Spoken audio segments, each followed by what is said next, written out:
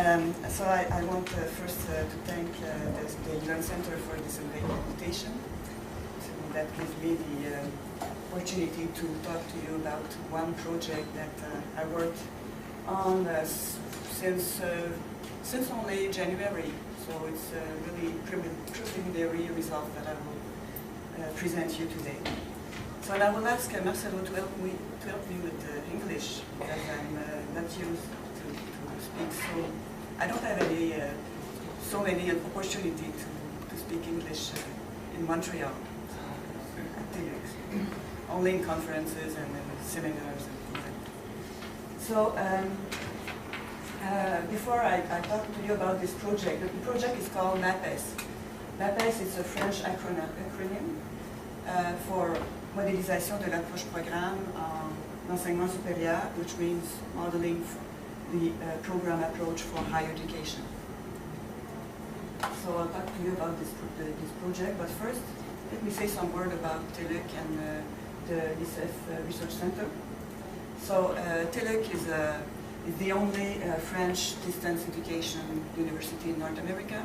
It has been founded in 1972, and it is part of what we call the University of Quebec network.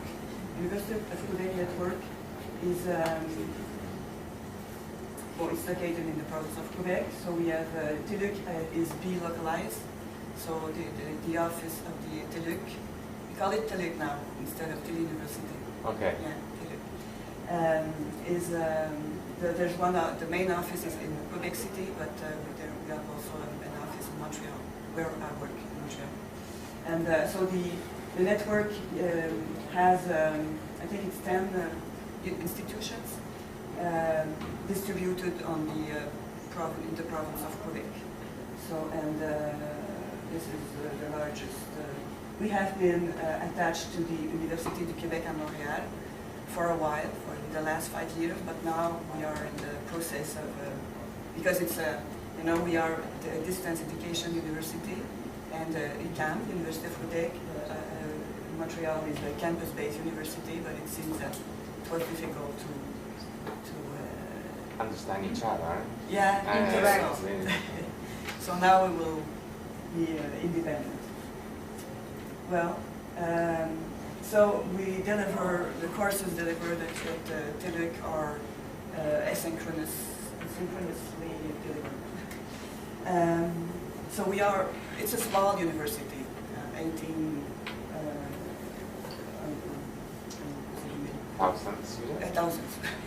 18,000 students by year. They are in great majority part-time students. And so we deliver 19 study programs, around 350 courses. And so we are 72 professors at TÉLUQ, so it's really small. And what we have also more than 200 tutors. So the professors design the course, and when it's finished, the tutors do the tutoring with the students. Similar to our model. Pardon me? In that part is similar to our model. Yeah, I think so. But I saw some differences with maybe the formatting of the courses, okay. Which are maybe more pre-packaged, I would say, yeah. at TÉLUQ, and with we do not use only one platform. Okay. Here you have your own platform, own main platform. In TÉLUQ, for a while we had the professor could decide to use one or another homemade platform, because we had three. We had three, and it was professor didn't want to have only one, enclosed platform. So now we are going on Moodle, but we could also use not to be on Moodle and ask for have the course developed with SPIP, for example. Okay. You know this language, SPIP? SPIP. Or WordPress even, or okay. And we have also teams that can support the instructional engineering process.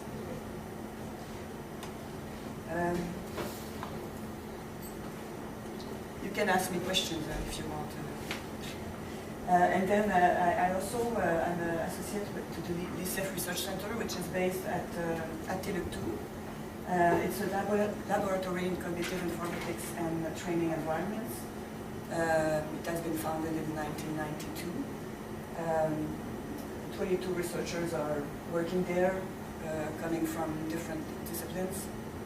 And the main fields of research are instructional engineering, methods, techniques, and tools. So, knowledge and competency modeling, learning design, eLearn design architecture, learning object-course storage, etc. We also, some are working on collaborative learning, collaborative work, learning with cognitive tools, and also knowledge sharing and transfer of expertise in organizations. So let's talk now about the project.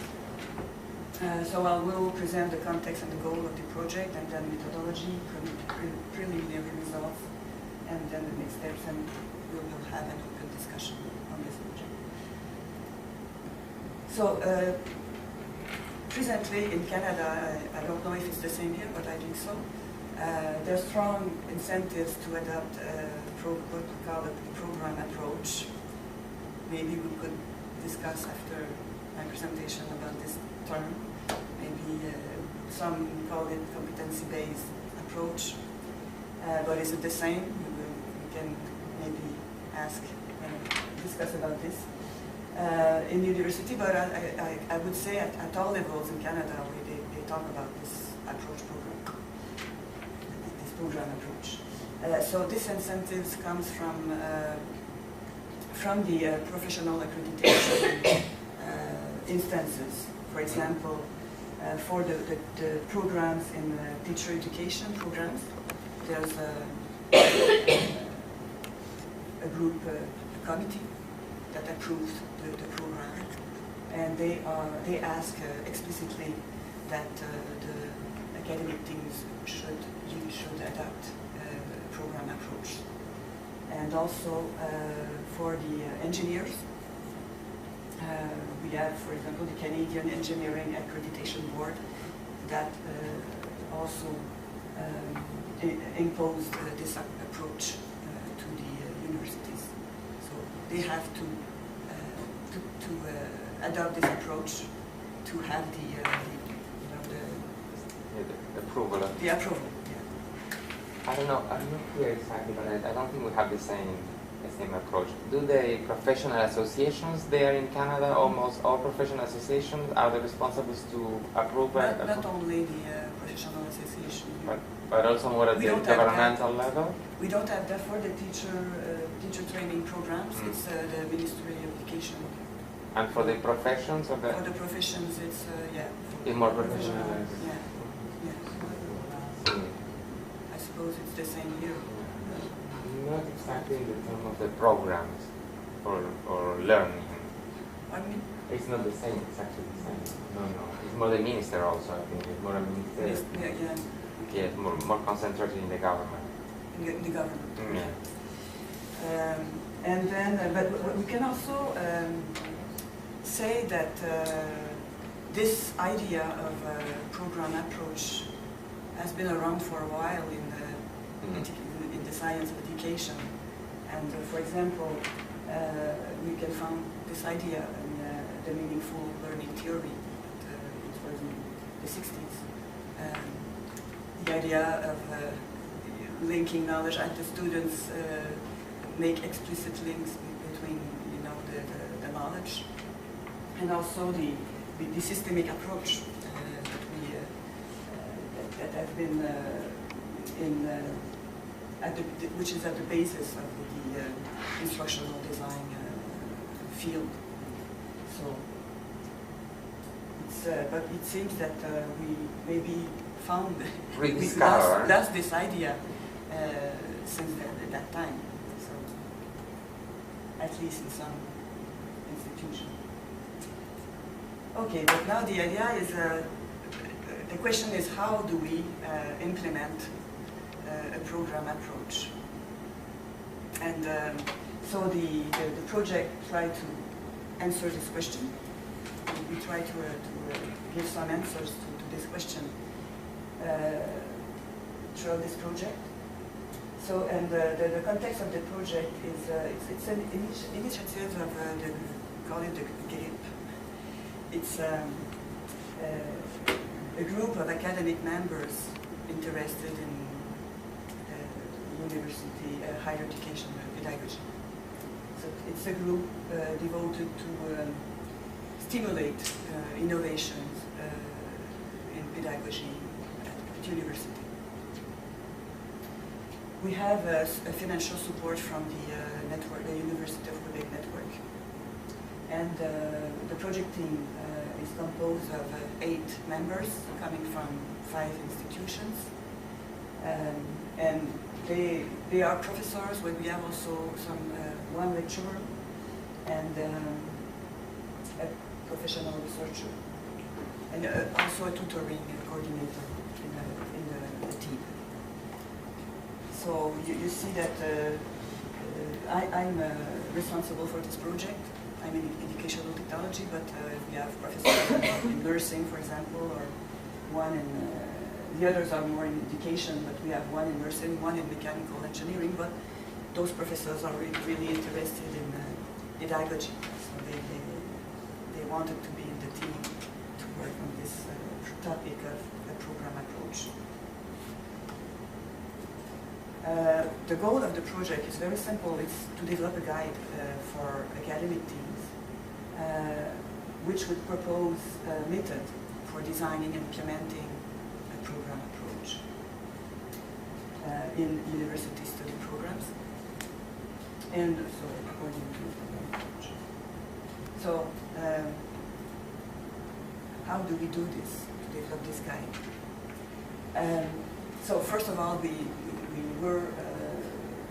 thought that we should see in the literature what is written about this approach. We had some difficulty because the term, the concept of program approach is defined by many different terms. When you type program approach, for example, in Google, you will have many things, but not necessarily in education. And there's, for example, as I said before, maybe what we call competency-based approach would be the same, but maybe not exactly the same. Maybe it's a clause. They have some part where they intersect. The intersection, but not exactly the same thing. So we have to think about this. So we have to share a vision of what we mean by a program approach. So we look for theoretical background and definitions of this concept in the literature, and also if there's some people that report some experience they had in their program, and also models and recommendations, principles. So we wanted to look in the literature if we could find those things. Also, so this is the first thing we did. We are still doing this work. Also, we wanted to collect data from people who experienced the program approach or publish on this topic. So we began to make interviews, to conduct interviews with videotape or audiotape that we could maybe use after in the guide as a resource. We also wanted to share ideas between us, but continuously, on a continuous basis. So we had an e-log book. I don't know if it's a good book.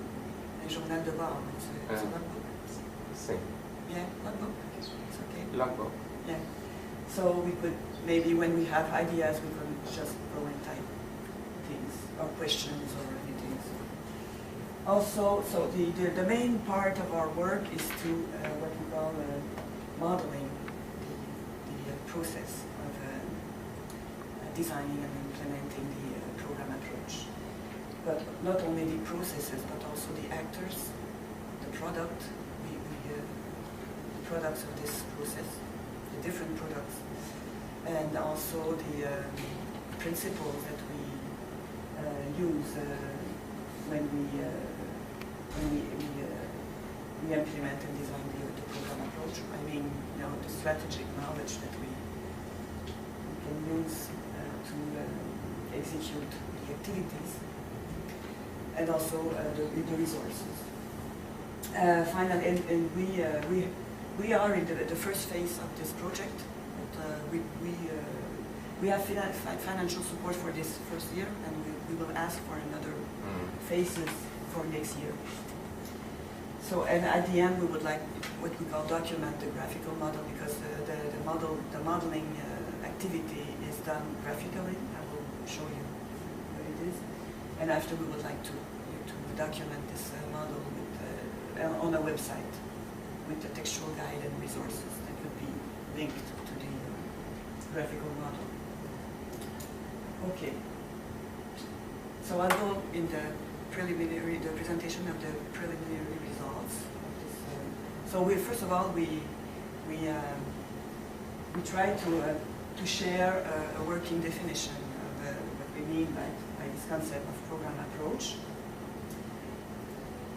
So,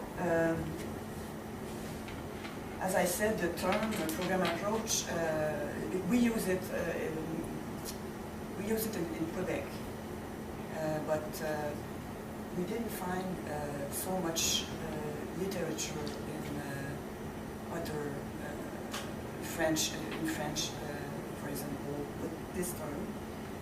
So the definition here are translated from French. I translate them from French, and because it has been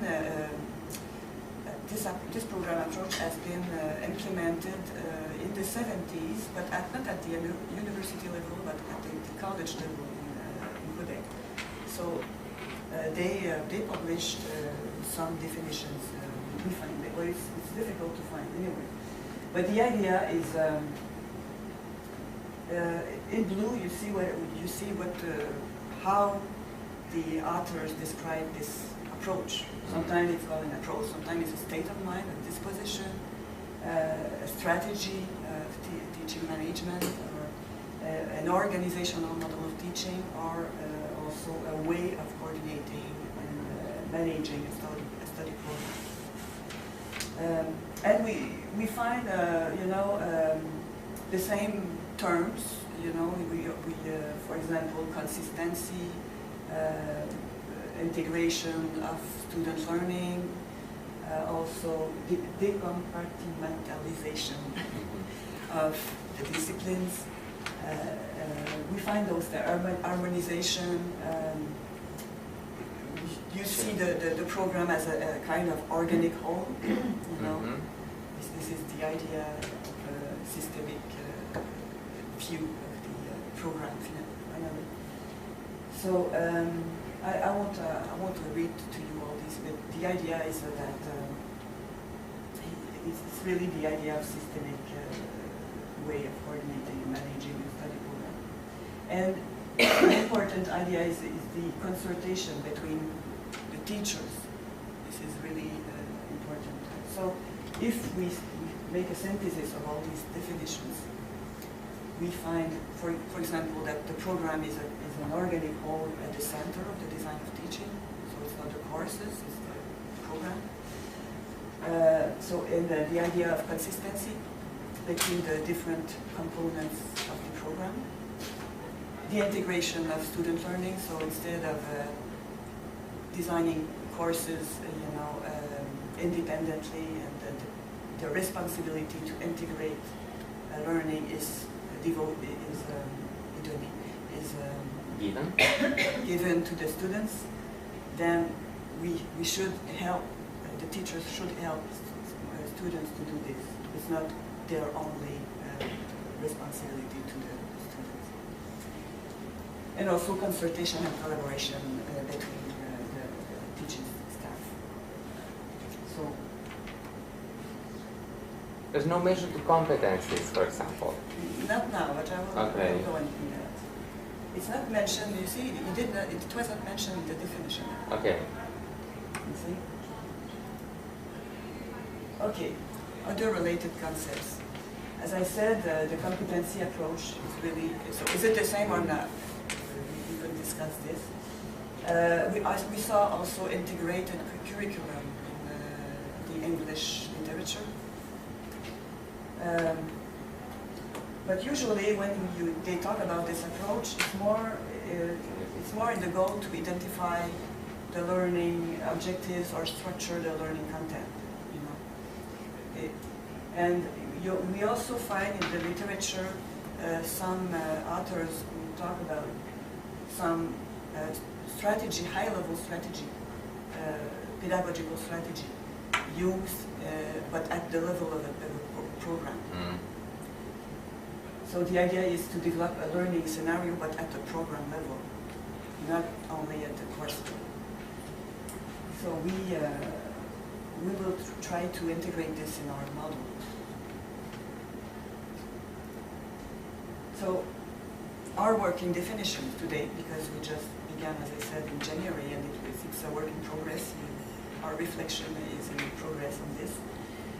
So we define it as a systemic and continuous, because we never stop, instructional engineering process, but at the program level. So the idea is optimizing the consistency and integration of the different axes or components, if you want, in a study program. So we have the targeted knowledge and competencies axis, the pedagogical axis, the media axis, and also the delivery axis. How could we integrate all this? Usually when we talk about a competency-based program, we talk about the first one. And sometimes with the second one. In the literature, they are more focused on how we elaborate competency standards, for example. Does it apply to face-to-face, blended and online learning? Yes, it could be. You can do it to any of yes, this, okay. Yeah. And in the aim of supporting the integration of student learning. So we will, I will focus the rest of my presentation on the first two axes, but I'll show you. So if you have, you know all this, I think, the instructional engineering, the classical instructional engineering process or instructional design process, the famous AD process. But the idea is that the four axes are developed simultaneously during this process. But I will focus, as I said, on these two, and just to show you some examples of experiences that have been made in some institutions on these two axes. Okay. This idea of the four axes is described in this book from Josianne Basque, which is a researcher at the LICEF Research Center. So he published a book in which he presents this methodology that maybe Marcelo told you about of NISA. Yeah. Okay. And it has been translated in English. Okay. One member of the group is a professor at the École de Technologie Supérieure, which is for engineering training for the engineers. And she began some work there at the École de Technologie Supérieure. So the accreditation board specified what they called 12 attributes. In French, it's qualité. Of qualities that an engineer should have. They call it qualities.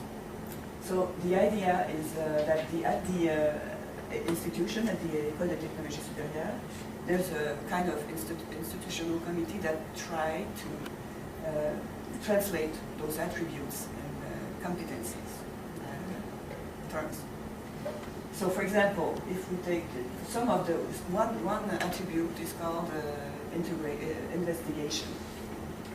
So the committee translate this, that can be translated and plan the whole experimentation process, apply proven experimentation methods, and interpret the results taking into account the context and hypothesis for label. For example, this is one example. So my colleague that worked with me in the project, she's called Sylvie Doré, she met all the professors, and because her specialization is in mechanical engineering, so she met the professors of this program, each professor, and asked them, this is the course, the idea, I would say, of each course, so it's not important. And for each course, the Q is for qualities or attributes, if you want. For example, for the attribute 2, she asked them, and for which has been deployed in the 4 competencies. So for each competencies, she asked the professors if this competency is not covered. Addressed. Is addressed. Okay, that's fine. Covered? No, it's not good. Covered. Yeah, covered. Okay, it's not covered. You know, there's 4 possibilities. It's not covered or addressed. Is addressed or used or teach but not evaluated.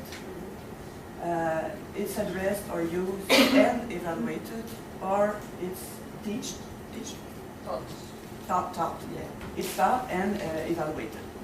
So we can see that some competency, for example, this one is not really addressed in this program. So it's a way of looking at what's missing in the program.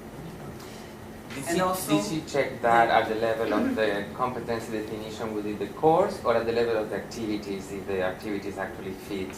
Everything. In the course, you mean? Yes. She asked professors. You know, okay. She just asked professors. Do you apply or develop? It can be. Maybe sometimes it's in the objectives. You know, it's written in the objectives, but it's specified in the objectives, but we find anything in the course. Yes, that's why I was. No activity, no resources, or something like this. Sometimes it's declared there, but you don't. But I think they didn't go as far as this in this operation. They didn't go there. Okay. But I think she just asked the professors, do you address this competency, and how do you do it? And so, do you evaluate this? This was very important. Do you evaluate this competency in your course? So it's so you can see that they are trying now to revise the program, because for some competency they saw that it's not addressed at all in the program. So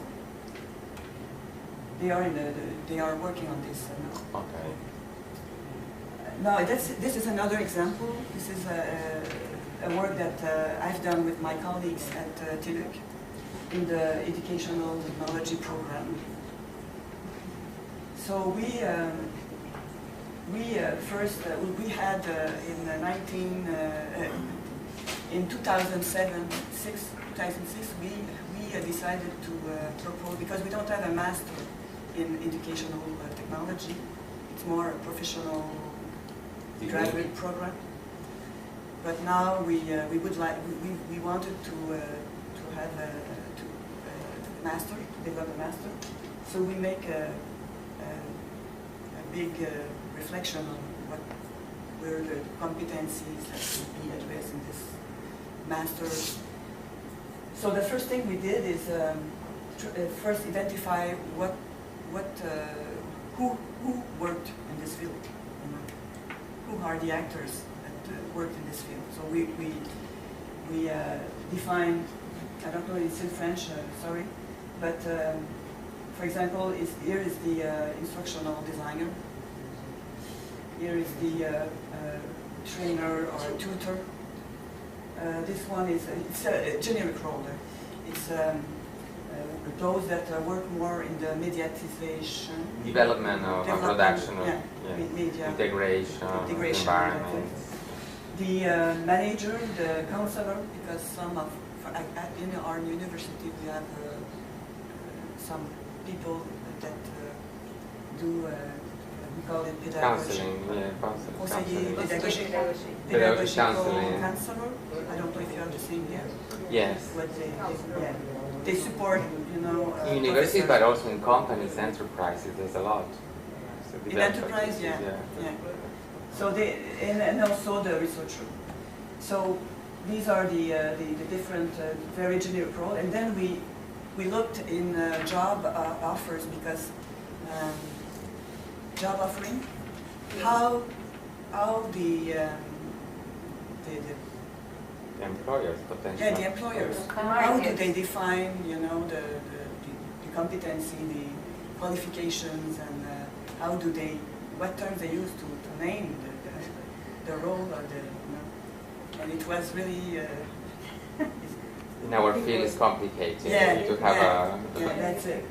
So we try to first of all define the sector in which this actor work, and give some example of titles. Different, yes. Yeah, different titles. Yeah. Referring to the same role, yeah, the same referring profile. to the same roles. So, for example, for instructional designer, we can find educational technologist, for example, or technopedagogue. Yes, technopedagogist. Yeah, technopedagogist, and also even pedagogical scenarios, Scripter or description scenarios, or specialist in instructional design. Anyway, you find. So we did this for each act. So this is interesting because we put it on our website. So people that wants to register to this program can see, well, okay, I would like to go in this. Yeah, I would like to. they can identify, yeah. Yeah, identify to one role or the other. Okay, now after we did that, we say, well, we will develop our competency standards. So we use the framework developed by Josianne Basque.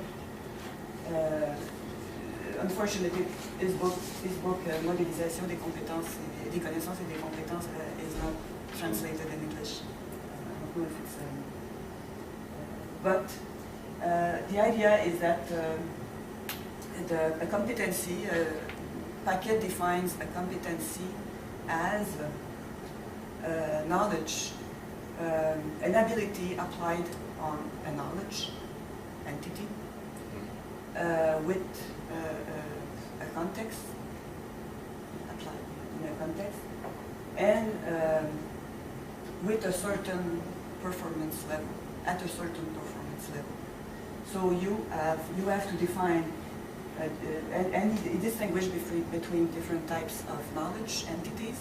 You have concepts, procedures, procedural knowledge, we would call it in education. So conceptual knowledge, procedural knowledge, strategic knowledge, or conditional knowledge, sometimes it's all like this, or factual knowledge. And he used not the Bloom, the very famous Bloom taxonomy, but he proposed another one which has 10 levels. He says that this taxonomy can be used in all field.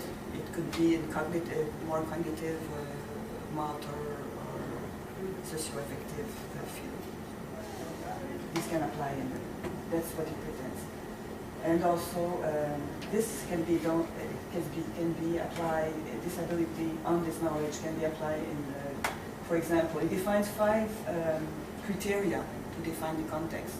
It could be a simple context or a complex context. It could be a familiar context or a new one for the student.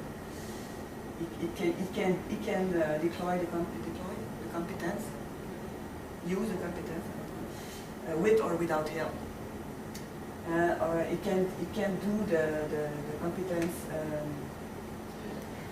persistently, you always use it, but or not, or partially or totally. And finally, after you have defined all this, you have to specify at what level you want the students to go on this competency. Do you want him to become really expert?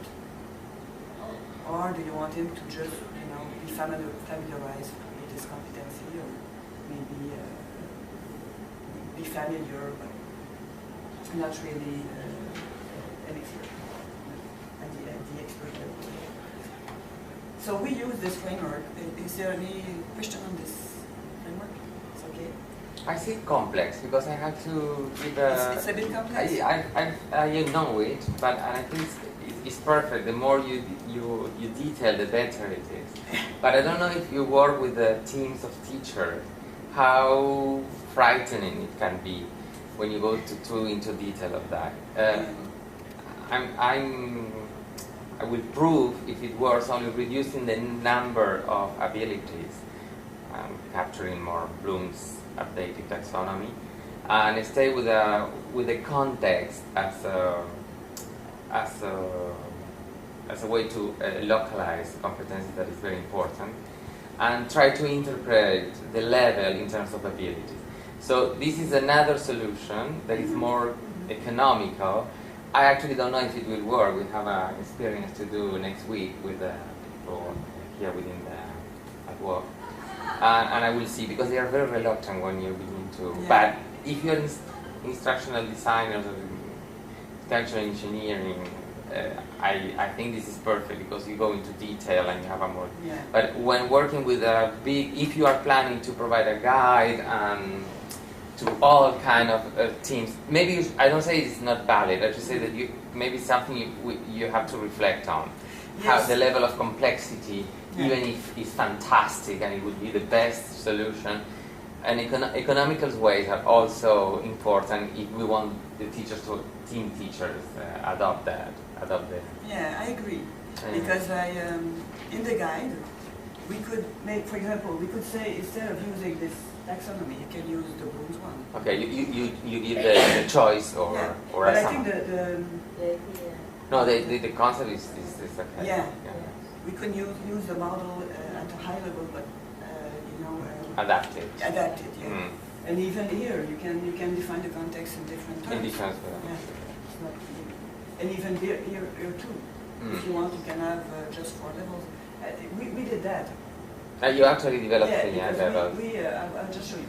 With this framework, we then began to define the competencies.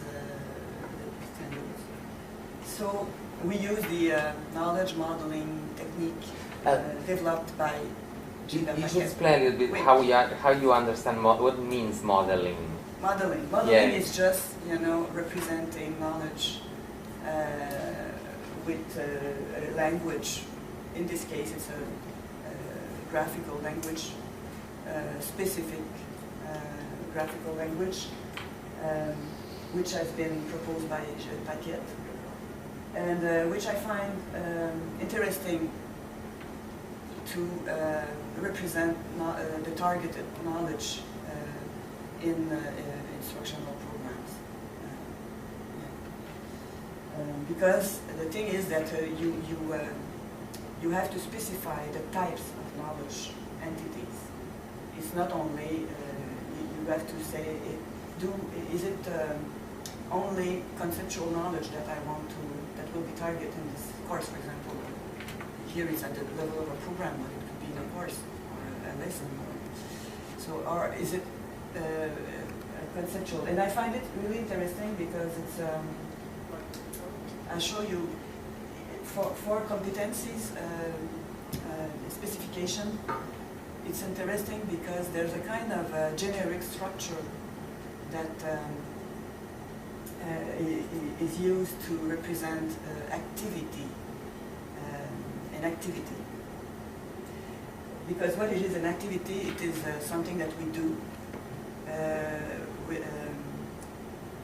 We do with some tools, with conceptual tools or external tools, it could be documents, tools. So we have to define what we call the input of the. So okay, I'll tell you, activities or procedures are defined as oval. So it's represented by this formalism, this graphical formalism. So oval are activity or procedures. And so we have, what do you need to do this procedure are here in square, rectangle. These are the concepts. So we define the conceptual, the concepts you need to do this activity, or as I said, the external resources that you need. And then you can define the product of the activity. So you do something with something, and you produce something, and you do this thing with some strategic knowledge. So you define it in what we call the principles. For example, here it's in French.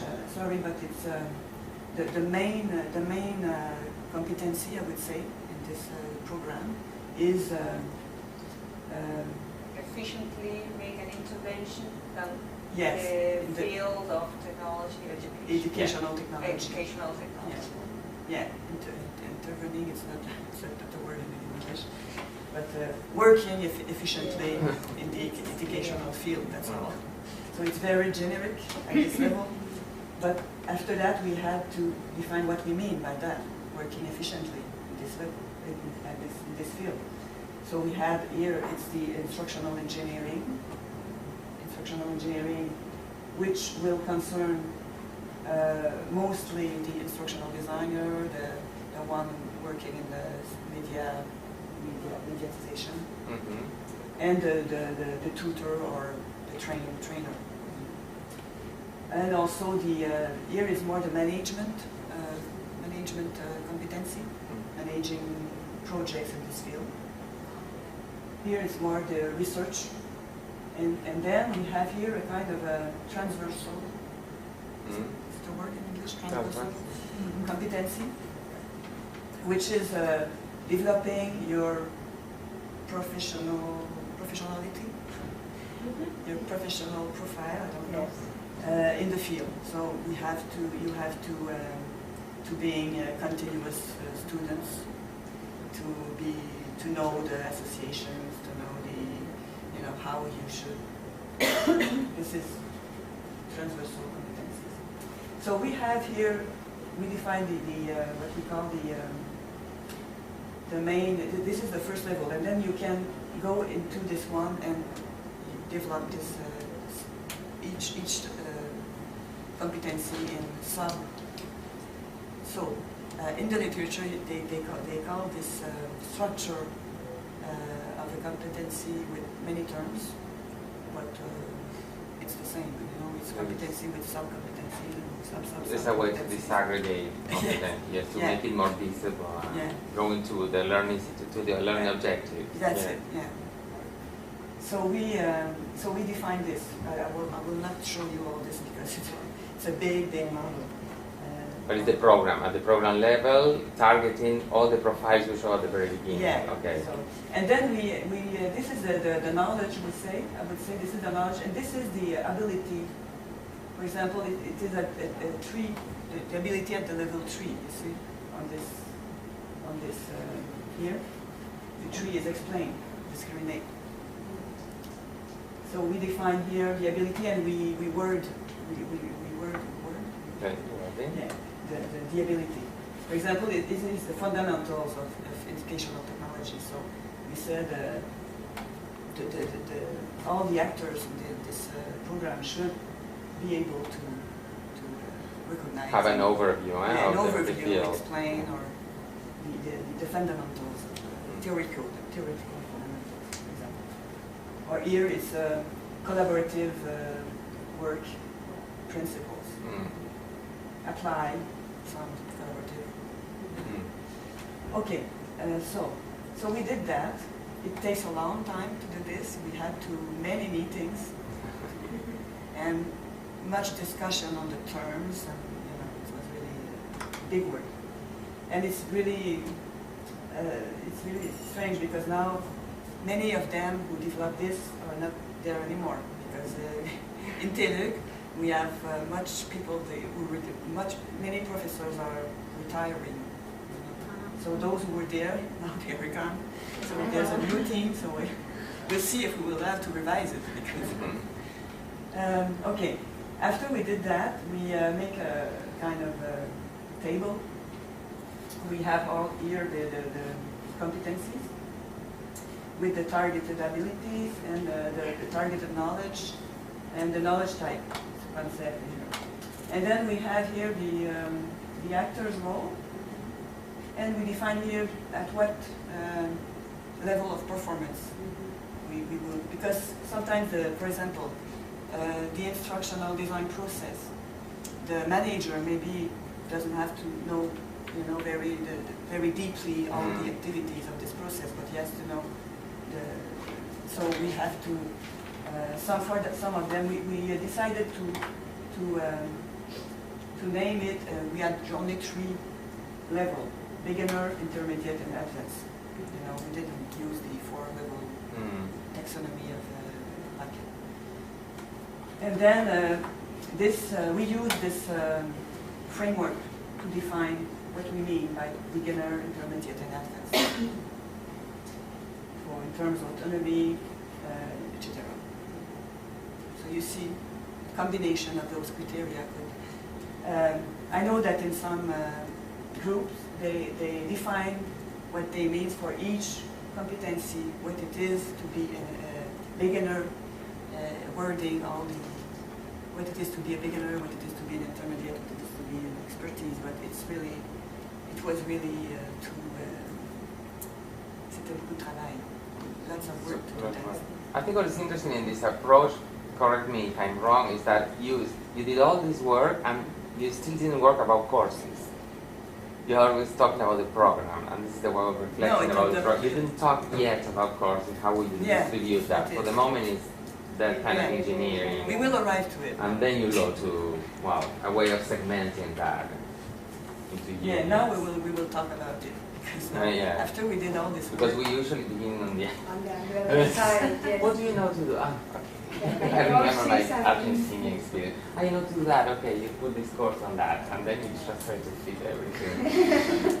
But we had already existing programs, in the field of educational technology. As you said, we didn't have a master, but we had a graduate professional program.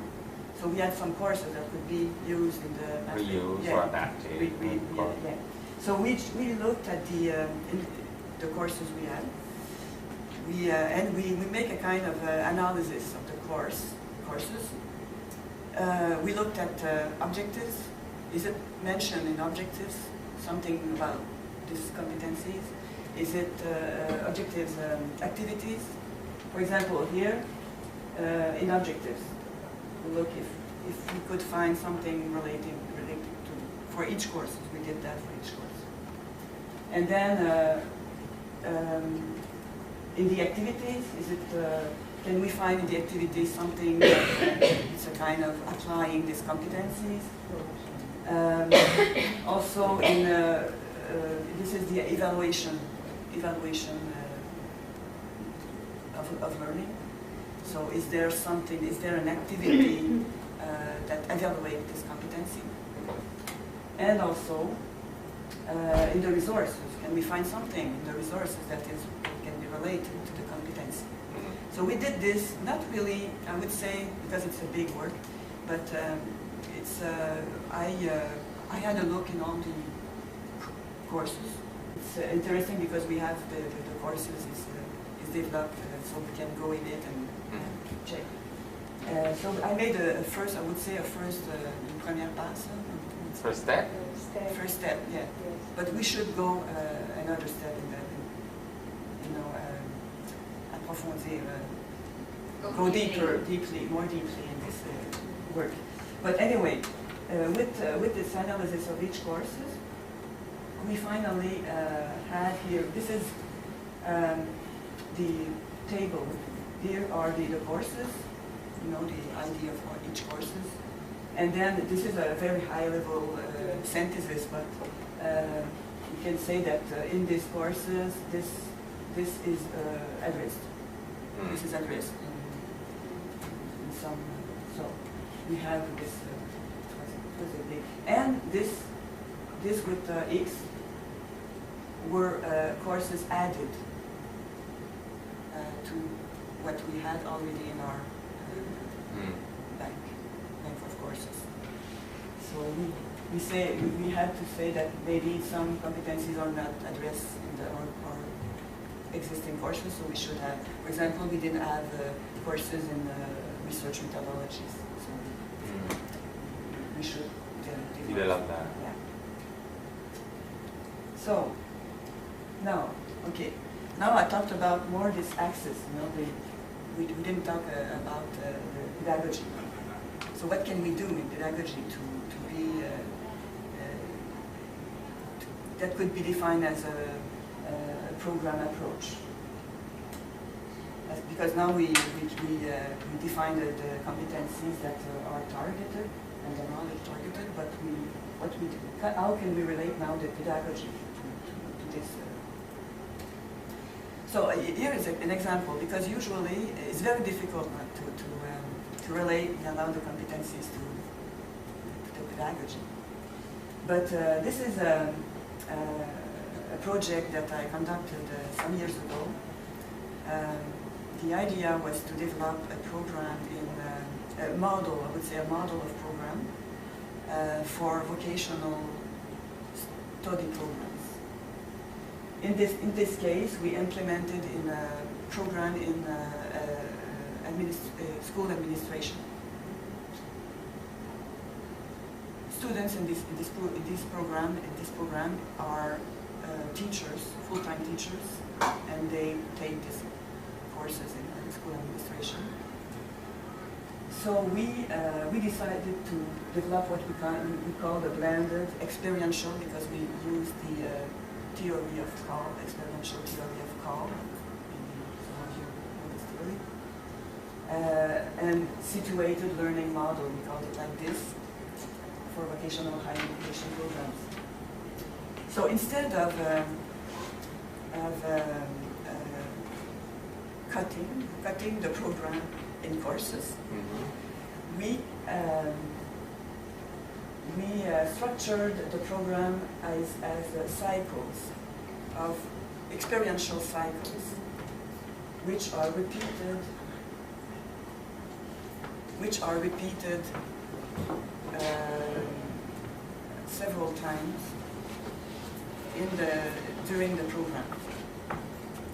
So this cycles is defined by CAL.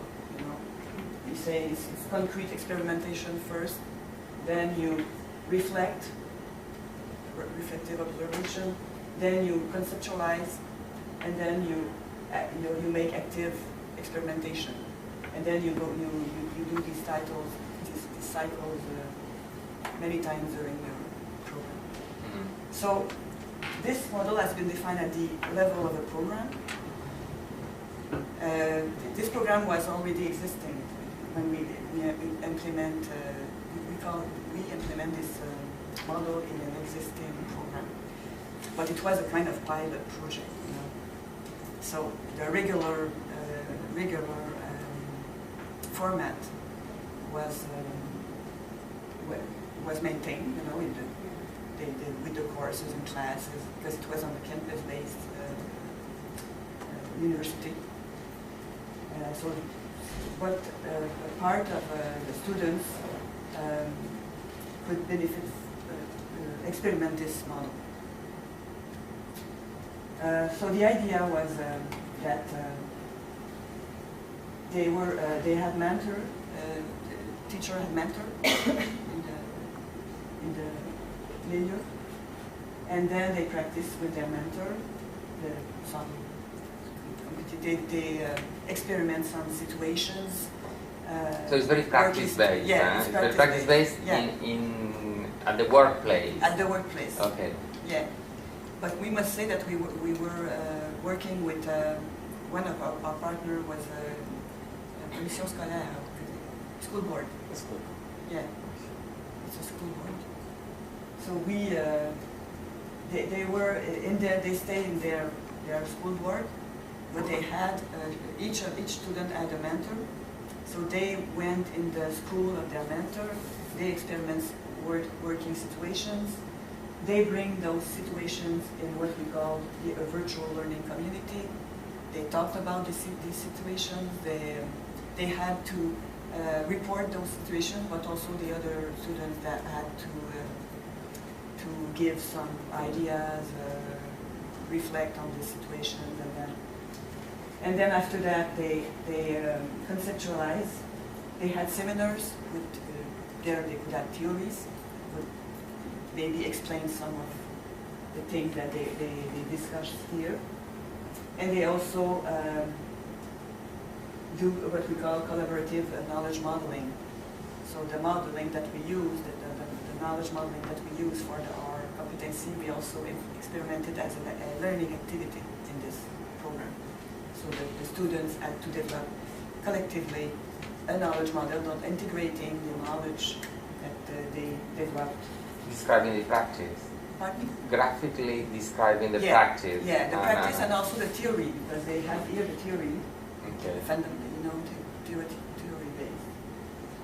And after that they had to experiment. So it's just an example. I don't know if it's clear enough. Yeah, it's okay. The idea here is and they had during the program, it's an 18 months program. They had 8 of these cycles during the program. So it's an example of a program that could be structured with another format than courses. What guides the selection of the different experiences? Is there a competency? In the competency approach, you decide, okay, in this experience we will develop this and this competence, and then you launch the cycle? This is because it's here we don't impose any situations because it's work based, it's practice based. So the students goes in the workplace of the mentor. Okay. So it depends what will happen during the day that they will be there. Okay. So they will bring back this to the community. They will discuss those cases, kind of cases, And then it's more in the seminar that then you can make some links with the competency. But the professors, this is the responsibility of the professors to make these links with what they report in their practice, and then, okay, now we can link that with this theory or this principles or this concepts, and then, So it's different because you cannot really prepare in advance. It depends on what the students will bring in the situation there. So we experimented this with two cohorts. Cool. What happens if you have a competency framework and you have to develop 10 competencies, and if during this session no student found a situation that helped him develop this competency that was supposed to be developed during the program? Yeah. Because this is another thing. If you go only on experience-based, that is more, factual and based on what can happen, but something cannot happen during that session, and it maybe is important for the student to develop. I think that would be the responsibility of the professors, maybe to bring some situation that could exemplify. Okay, something that is not happening. Okay. That's it. Okay, so it was very difficult to implement this because, the structure, the organizations of university is really course-based. So we, the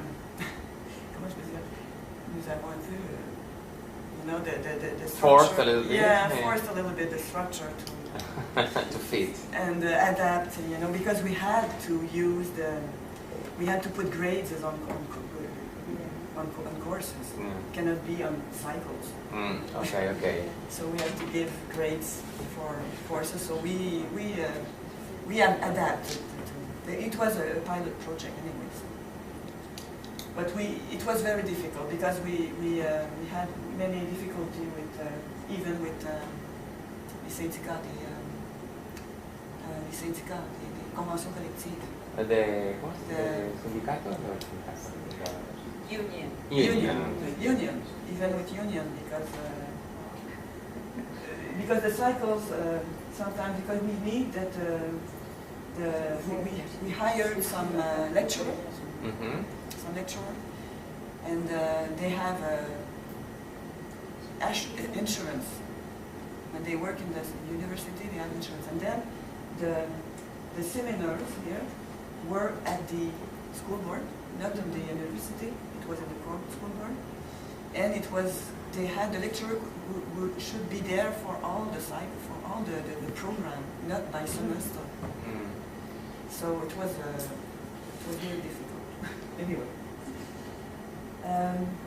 So the conclusion is that, in a certain way, enacting of these approaches, new approaches about program approaches, is not so easy without changing the other part. Yeah, we have to change some. There's some conflict and be there. more flexible if we wanted to adapt another structure instead of courses. It could be modules, you know, maybe not here in our university is 3 credit course. Sometimes it's 6 credit, but maybe we could have 1 credit or 2 credit, you know. So it's a bit. I think it's the same everywhere. Okay. Now, so we began to work on the graphical model. So this is the generic structure I told you about at the beginning of my presentation. So you can define an action by, you use internal or external resources to do the action. You have principles regulating the actions. You have product, the actors, and then you have sub-actions, and then you can decompose all the action and sub-action with the same generic structure. So the principles here are really high-level principles. And when you go more deeply, you have more specific principles for each action. So we used this to develop the guide. So I did not translate all this, but the idea is that at the first level we have implement the program approach at the university, and then we had 5 main sub-actions. Define the conceptual framework of the program. Design the architecture of the program. Architecture means the 4 types of architectures: knowledge and you know. Okay. 4 axes. Okay, 4 axes. Then elaborate the material, you know, the learning materials. The learning materials, because you can have materials at the we didn't talk about this, but at the level of the program. For example, in that case, we had only one website, and we put all the resources on this website. Always concentrate for all the programs. It's all in one website. And then this is the delivery of the delivery of the program. And then to implementation, evaluate the project of implementing the program. So now we can it's not finished. Maybe it will change. This is the first draft, and it will change because we read. We had interviews with. So every time we had new data, we will integrate it in the. And these 4, you have like pilot experiences with these 4 programs. Your program, the other program, mechanical engineering, yes. Where you can learn applying that. Yes, and because we take those experience and we will discuss and try to dégager, to extract some principles that are important when we are implementing an approach, a program approach. But we will have to discuss, because maybe some of those principles are not the same or maybe even contradictory. So we will have to make a consensus. And also, there's not only one approach, one way of implementing a program approach. So we will have to be really there's a variance, you know, in the process, and we will have to represent this in the model. Okay, so we define this, and we could also define, for example, here is our guide that will be an input in the process. So with this language, we can also define, specify the components of this guide. For example, this guide will have a textual format, but also a graphical format. And also, there will be some resources associated to the guide. Resources can be of different sort of, you know, so S is for sort of, C is for compose of. There will be some forms, interviews, interviews clip. Clip, audio or video clip, or text, even text. Descriptive documents, a bibliography, or all types of resources anyway. So it will be a complete guide. Yeah, and this will be on a website. And we also try to specify the different actors that intervene when you implement a program approach. So this is just the beginning because it's already changed. Because it's not the same in each university anyway. So we have to find the generic term so the kind of generic taxonomy of actors that can be implemented. So next steps is only in this phase that will go on until the end of 2012. So we have to complete the literature, the interviews, and the graphical model. It's all done simultaneously, those three things. And then conditional to financial support, but we have very good chances to be financed.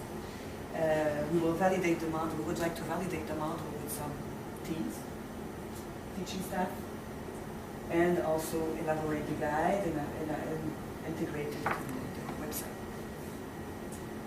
So, conclusion. So this project is a kind of synthesis because we can find in the literature some people, some authors that report some experience that they have, but now we will have to be at the meta level and say, well, when we look at all these experiences, can we suggest a meta model? It's theory and practice based. We make a great effort to clarify the terminology and also to structure, you know, the process and the actors, principles, and so forth. So, if you have any resources on program approach, but in French, or in English too, but in Spanish I think it would be difficult in Canada for that. And reference to maybe researchers or practitioners that already would have something to say about the program approach. I would be really interested to have those information. You could contact them and discussions. I don't know if you have some questions, but I already have some. For example, what terms are used in other countries for this concept of program approach? Also, one question that we can ask is, to what extent can the guide be generic? Is it possible to be so generic that it could be implemented in all kind of program? Also, we talked about it, but there are multiple ways of implementing a program, so how can we respect these variations? We will have to find a way of doing this in the model. And finally, is it realistic and possible to expect that we can implement a program approach given the current organization of the universities? Good question. So we will have the organizations will have to be more flexible if we want this, because now it's as I said at the beginning of the presentation, it is there's strong pressure from the employers anyway. So we have to. So this is. I don't know if you have comments or questions.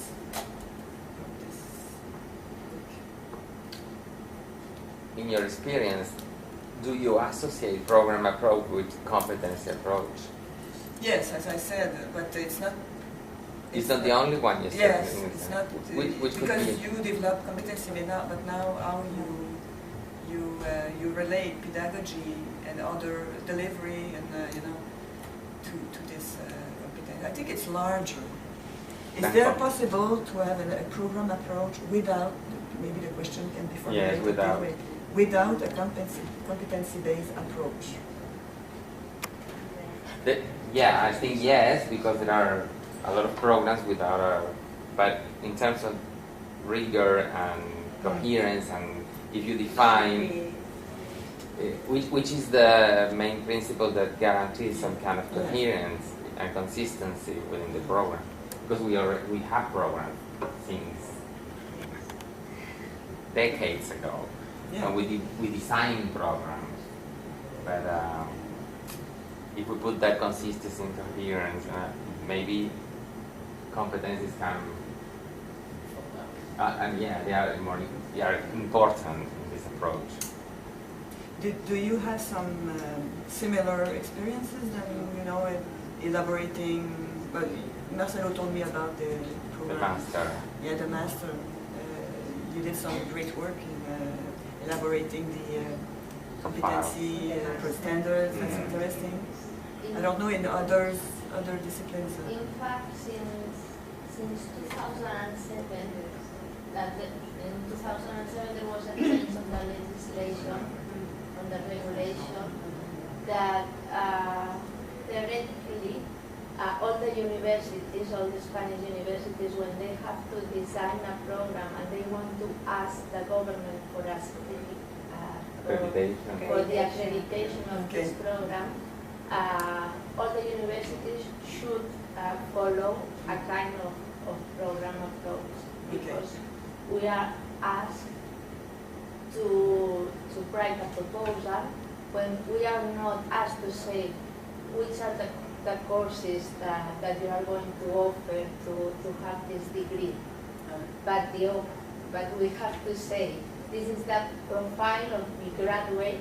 We want to, at the end of the program, we want to have this kind of professional, this kind of expert, and to get to this professional or expert.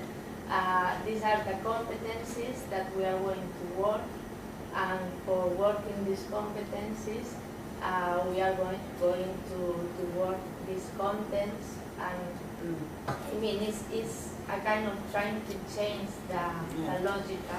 Instead of saying this is the courses that compound the program, we have to say this is where we want to get, and to be able of saying that our graduates at the end of following this degree are going to be able of knowing this and doing this, etc.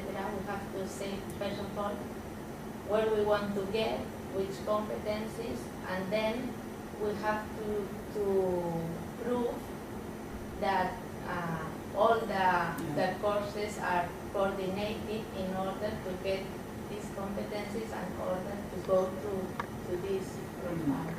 So in a certain way, we should follow in the design of all the degrees of the university to get this accreditation, a kind of program. I think in theory this is this way because all the European process, all the European university have to focus in competence. Yeah. But I think this is a theory. Yeah. This is what I say. We are supposed to. Yeah. So in all universities there were a lot of effort on this. The general design, but as Marcelo mentioned before. No me sale Marcel, ¿eh?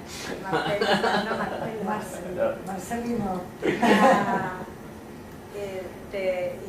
The coherence of the general program and the courses is not always clear.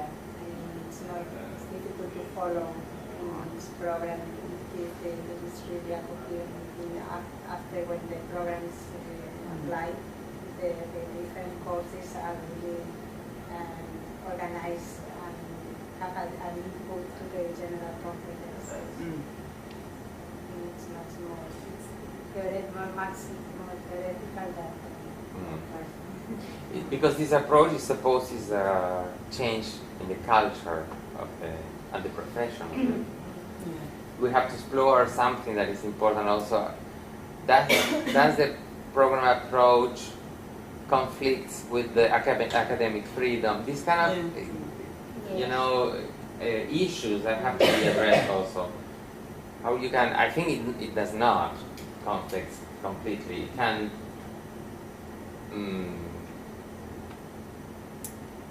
Can establish some boundaries, but actually not going against academic freedom. But yes.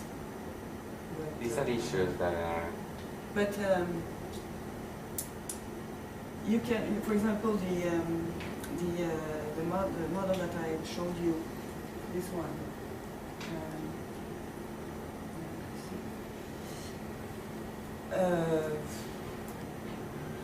We were free, you know, to propose any, because a professor is free to decide what learning activity he will put in his course. That will not change.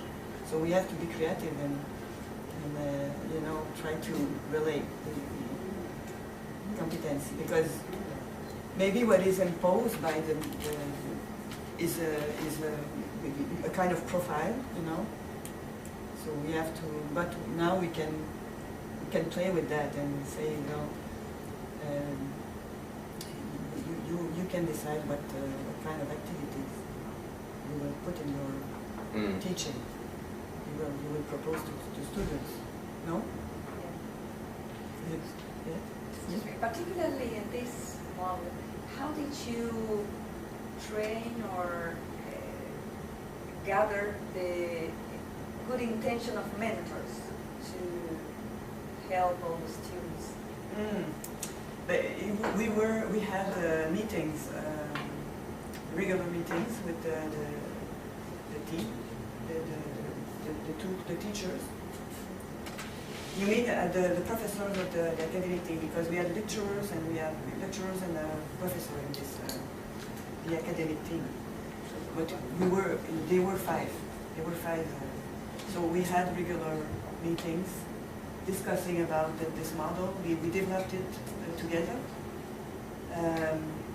But it was difficult because this project, we had 3 years, it was a 3-year project. And in the second year, some lecturers leave and we had others that arrived. And then it was more difficult because they were not there at the beginning. So we had to explain and, you know, so it's, but this is a very good question because we saw that it was not evident, it was not evident for them to enter in this model. Yes? I was wondering, when you were talking about the actors, yeah. I was wondering if there could be some room there for students. Do you think that the students should play some role in the conception of a program?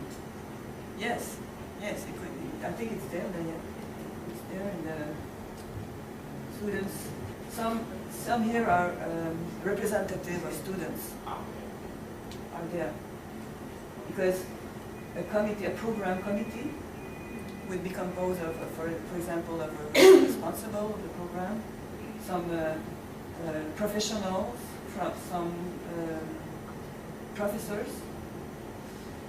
We said teaching person, staff, teaching staff could be a professor, it could be a responsible professor, lecturer, stage, Sí, de una estancia de práctica. Practical, practical supervisor, course assistants, anyway, all kinds of people. And then you have representative of students that could be there also in this committee.